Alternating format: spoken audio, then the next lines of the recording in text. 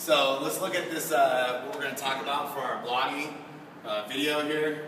We were looking at thinking about what we were going to talk about, and I really started thinking about where should we start, exercise. You know, we started talking about diet when I was writing.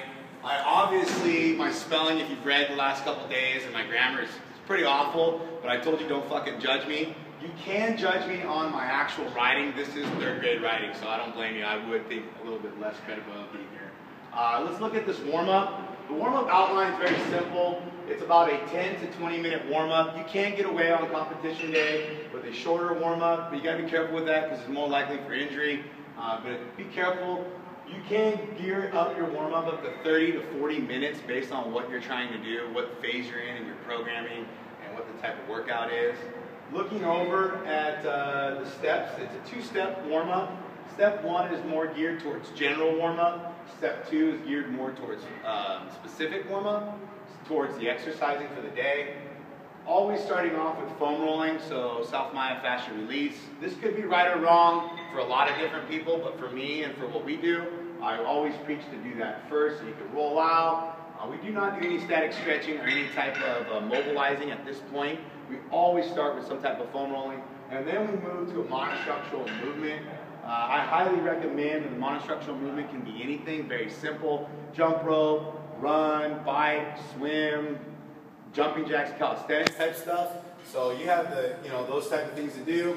An active warm-up is something where you're stationary but still moving. So that would be like a leg swing actively or on the ground. Same thing, trying to warm up that hamstring. I'm not moving, I'm just actively moving that joint through the range of motion. Through almost like it's not a passive, but I'm actively moving it through that range of motion. Dynamic would be me moving through multiple planes of motion. So now I'm still moving, I'm doing multiple things, that type of stuff. A lot of these will start bleeding into each other. Here, after this point, which is about 3 to 5, maybe 6 minutes into it, we're going to go ahead and get into that joint mobility, little distraction, supple leveling for a lot of people these days, and lengthening. All right, so classic static stretch. You know, I know it's bad, a lot of people poo-poo it, but don't believe the hype. I mean, there's professionals out there using static stretching and they're getting paid millions of dollars, so I don't know, it is what it is. We use it, so go ahead and use it. I like using it with my professional athletes at this point because if they're injured, it gives them a little more confidence, like a groin injury or something like that. They can stretch it, they'll feel better. Step two, now we're getting more into specifics. Muscle activation. So if you go to any type of PT, they're always going to tell you that your teres minor and your glute med is weak, and it is true.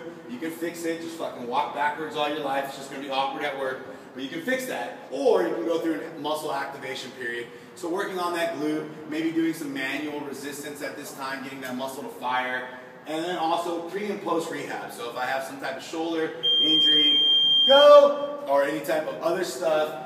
That pre and post injury stuff would be at that point, so like maybe some scaption or Job's type exercises or corrective exercises for the hips and the shoulders. That's where we're going to put that in.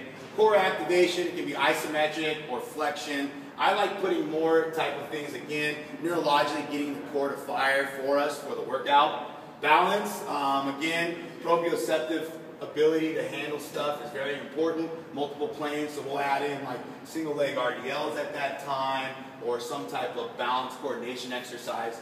Functional movement, this is at this point, if we're going to do cleans, we're going to do a bar warm up, we're going to do something that's going to be relative to what we're doing. So if we're doing pull-ups, push-ups, this will be introduced at this point in the warm-up. And then reactive, this is very important for coaches. A lot of coaches do not do this in their warm-up, but reactive is key. So getting people to cue off your verb and off your words. So if I were to say, we're doing hang cleans, I'm going to say go, go. They're going to do their hang clean. I'm going to say up, and then I'm going to say down. So now they're starting to cue off me. I say go, I say up, I say down. I don't let them just do it on their own, because when they're in a WOD and they're all over the place and I'm trying to cue them, if they can't handle that in a warm-up, sure as shit it's not going to happen in a WOD. So this is the time to get them to start cueing off your voice, also reactive to your voice and the speed of neurologically firing. So it's good timing for that. And that's basically our warm-up outline. I hope that helps out. First video blog, heads up.